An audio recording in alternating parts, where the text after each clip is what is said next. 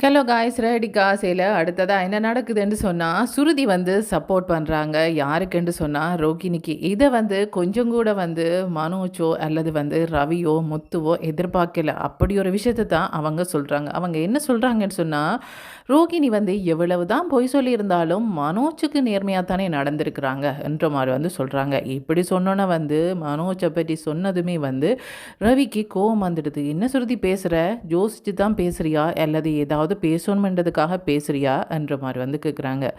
என்ன ரவி, இதில் என்ன தப்பு இருக்குது? இங்கே பாருங்கள், ஹரிணி சொன்னதை கேட்டிங்க இல்லையா? ரோகிணி ரொம்பவே பாசம் வச்சுருக்கிறாங்க, அதுவும் மனோஜ் மேலே. அப்படி இருக்கும்போது மனோஜ் அவங்கள விவாகரத்து பண்ணுறது சரியா? இதைத்தானே ஹரிணி சொன்னாங்க. அப்படி இருக்கும்போது இந்த விஷயத்தில் தேவையில்லாமல் ஆன்டி எதுக்கு சப்போர்ட் பண்ணுறாங்கன்னு தெரியலை.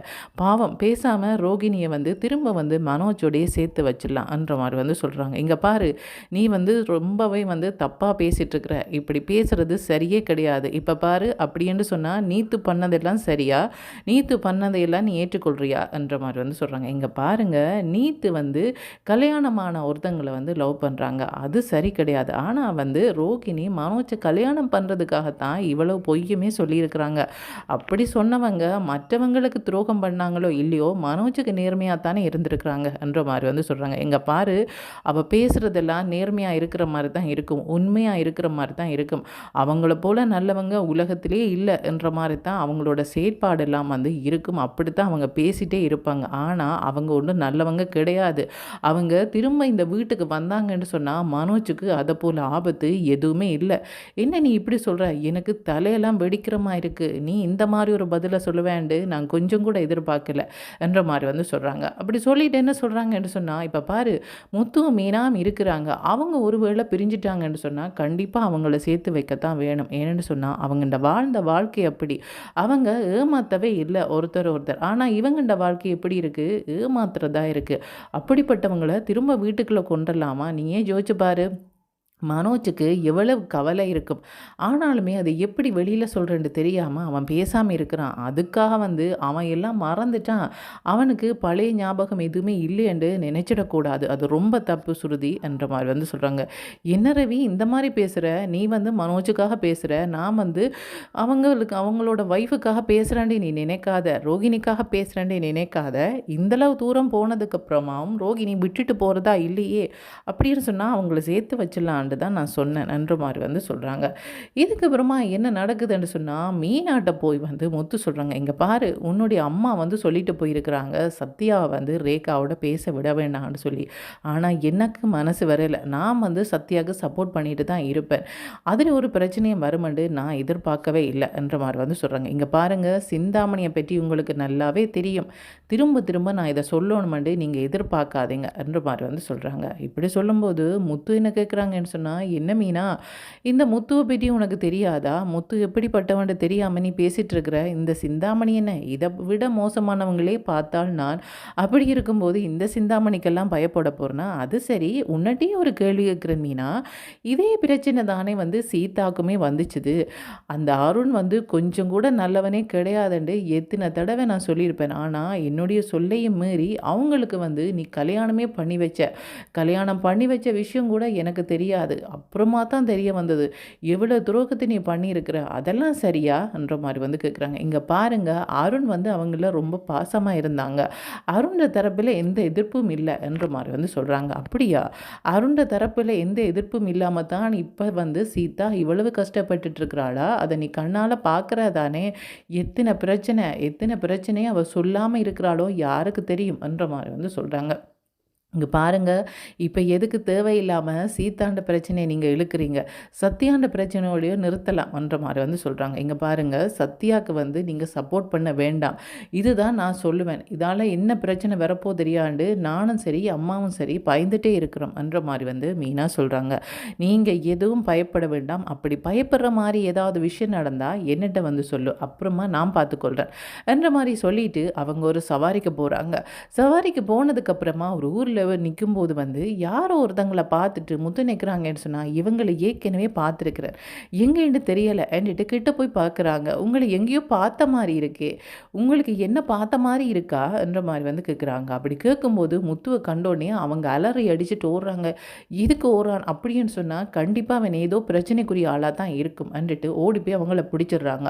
பிடிச்சிட்டு பொறு நான் யோசித்து பார்க்குறேன் நீ யாருன்றதை யோசித்து பார்க்குறேன் என்ற மாதிரி வந்து யோசித்து பார்க்குறாங்க. யோசித்து பார்த்ததுக்கப்புறமா தான் அவங்களுக்கு தெரியுது மீனாக்கு வந்து குத்தினவங்க இவங்க தான் என்றது தெரிய வந்தோடனே அடிக்கிறாங்க. அடித்து கேட்கும்போது அவங்க சொல்லிட்டாங்க சிந்தாமணி தான் இதை பண்ணினாங்கன்னு சொல்லி. இப்போ போலீஸில் போய் கம்ப்ளைண்ட் பண்ணிட்டாங்க முத்து. முத்து கம்ப்ளைண்ட் பண்ணினோன்னே போலீஸ் என்ன பண்ணுறாங்கன்னு சொன்னால் அந்த சிந்தாமணி எங்களே ஏமாற்ற பார்த்துருக்குறா எனக்கும் இதுக்கும் எந்த சம்மந்தம் இல்லை மீனாக்கு பிடிக்காதவங்க யாரோ பண்ணினதுக்கு என்னத்துக்கு என்னுடைய வீட்டுக்கு வந்திருக்கிறீங்கன்னு சொல்லி எங்களே ஏமாத்திருக்கிறா. இப்போ பாரு அவளை அரெஸ்ட் பண்ணிட்டு வரணும் வந்துட்டு அவங்க என்ன பண்ணுறாங்கன்னு சொன்னால் சிந்தாமணியோட வீட்டுக்கு வராங்க.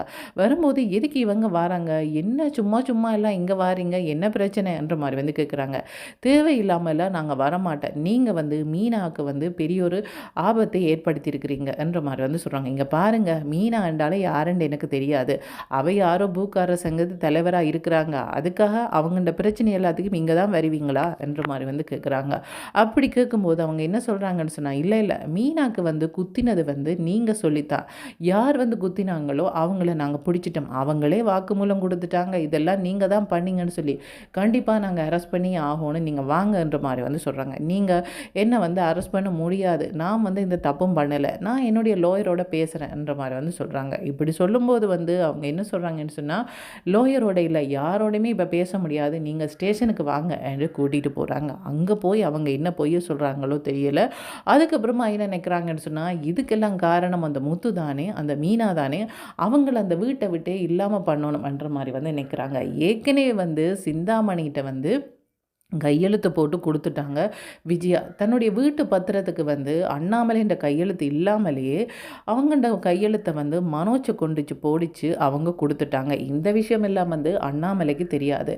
இப்போ அந்த வீட்டு பத்திரத்தை வந்து இவங்க வந்து கொடுத்த விஷயம் தெரியாத அண்ணாமலை எதுக்கு இவங்க வாராங்க கடன் காசெல்லாம் சரியாக தானே கொடுத்துட்ருக்குறோம் என்ற மாதிரி அவங்கள்ட கடன்காரரை பார்த்து சொல்கிறாங்க. அப்படி சொல்லும்போது அவங்க என்ன சொல்கிறாங்கன்னு சொன்னால் அது சரி வீட்டு பத்திரம் எல்லாம் நீங்கள் தந்துட்டீங்க இன்னும் கடன் வந்து தர்றதுக்கு இருக்கே இன்னுமே கடன் தர வேண்டி இருக்கே என்ற மாதிரி வந்து சொல்கிறாங்க. எப்படி நீங்கள் இந்த வீட்டில் இருக்கிறீங்க என்ற மாதிரி வந்து கேட்குறாங்க. என்னது வீட்டு பத்திரத்தை யார் அடமானம் வச்சா யாருமே தரலையே உங்களுக்கு பணமாக தான் தர வேண்டி இருக்குது அதை தந்தா முடிஞ்சு போச்சுது என்ற மாதிரி வந்து சொல்கிறாங்க. அப்படி இருக்கும்போது அவங்க வீட்டு பத்திரத்தை காட்டுறாங்க. இங்கே பாருங்கள் இது உங்களோட சைன் தானே எதுவும் தெரியாத மாதிரி நடிக்கிறீங்க நீங்களும் உங்களோட ஒய்ஃபும் சைன் பண்ணியிருக்கிறீங்க. அது மட்டும் இல்லாமல் இந்த வீட்டு பத்திரத்தை நீங்கள் கொடுத்துட்டீங்க வீட்டை விற்றுட்டு நீங்கள் பணத்தையும் வந்து தராமல் எப்படி இதில் இருப்பீங்க என்ற மாதிரி வந்து சொல்லும்போது அண்ணாமலைக்கு குழப்பமாக இருக்குது. வீட்டை பற்றி எதுக்கு கதைக்கிறீங்க இதுக்கும் வீட்டுக்கும் சம்மந்தமே கிடையாது விஜயா என்ன இது மற்ற நேரத்தில் எல்லாம் யாராவது பிரச்சனைக்கு வந்தால் டக்குண்டு நீ ஓடி போய் பிரச்சனைக்கு போவ நான் தான் ஓடி வந்து தடுப்பேன் இப்போ என்னென்னு சொன்னால் நீ வாயை மூடிட்டுருக்கிற அப்படின்னு சொன்னால் நீ ஏதாவது ஏமாத்து வேலை பார்த்துருக்கிறியா சொல்லு விஜயா என்ற மாதிரி வந்து சொல்கிறாங்க. அவங்கள எதுக்கு விரட்டுறீங்க இங்கே பாருங்கள் சைன் என்று சொல்லும்போது விஜயான்ற சைனும் அதில் வந்து மனோஜ் வந்து அண்ணாமலை என்று வச்ச சைனும் இருக்குது.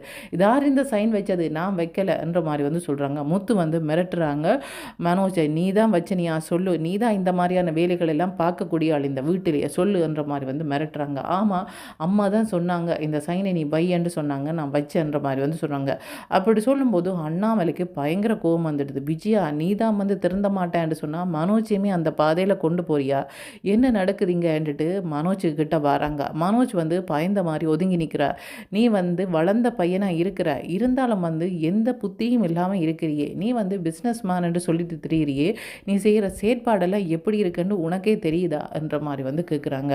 இல்லைப்பா அம்மா தான் சொன்னாங்க அம்மா சொன்னாங்கன்றதை விடு என்னுடைய சைனை நீ எப்படி வைப்ப என்னுடைய பணத்தை தான் நீ திருடிட்டு ஓடிட்ட 30 லட்சம் பணத்தை திருடி கொண்டு போன அதில் வந்து பிஸ்னஸ் ஆரம்பிக்கிறேன்னு சொல்லி அந்த பிஸ்னஸ் எல்லாமே லொஸ்டானது மட்டும் இல்லாமல் இன்னுமே பணத்தை எங்கிட்ட இருந்து அந்த பிஸ்னஸுக்கு போகிற அளவில் தான் வந்து உன்னுடைய நிலப்பாடு இருக்குது. அப்படி இருக்கும்போது வந்து என்னுடைய சைனையும் வச்சு நீ வந்து இந்த வீட்டையுமே இல்லாமல் பண்ணியிருக்கிறியே எவ்வளோ தைரியம் உனக்கு என்று அடிக்கிறாங்க. அடிக்கும்போது விஜயா போய் தடுக்குறாங்க. தடுக்கும்போது விஜயாக்குமே அடிச்சிடுறாங்க. என்ன நெனச்சிருக்கிறீங்க 2 பேரும்? மற்றவங்க எல்லாரும் சம்பாதிச்சு தங்களோட வேலைய பார்க்கும்போது, நீங்க 2 பேரும் இருந்து இந்த குடும்பத்தில இருக்கிறத எப்படி விக்கலாம்? எப்படி அடமானம் வைக்கலாம்? எப்படி இந்த குடும்பத்தையே கடன்கார குடும்பம் ஆக்கலான்ட்டு பார்த்துட்டு இருக்கிறீங்களா? இனிமே இந்த வீட்டிலேயே இருக்கக்கூடாது. நீ நீ வெளியில போன்ற மாரி வந்து மனோஜ வந்து சொல்றாங்க. அப்படி சொல்லும்போது சிந்தாமணி சொல்றாங்க, "வீட்டு பத்திரமே என்னோடது தானே! இந்த வீடு என்னோடது தானே! பார்க்க போனா அண்ணாமலை நீங்க தான் வெளியில போகணும். அவங்கள நான் வந்து இருக்க விட்டாலும் விடுவேன். இல்லையென்றாலும் அவங்களையுமே வீட்ட விட்டு அனுப்புவேன். ஆனா இந்த வீடு உங்களுக்கு உரிமையானது கிடையாது. அவங்க எப்பவோ இந்த வீட்ட வந்து எனக்கு தந்துட்டாங்க. நீங்க வீட்ட விட்டு வெளியேறணும்ன்ற மாரி வந்து சொல்லும்போது வந்து முத்து வந்து யோசிக்கிறாங்க.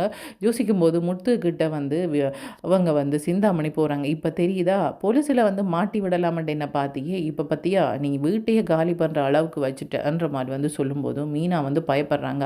அப்பவும் சொன்னேன், இவங்கள நம்பவே கூடாது. இவங்க வந்து பயங்கர மோசமானவங்கன்றத சொன்னேன். நீங்க கேட்கவே இல்ல. பார்த்தீங்களா?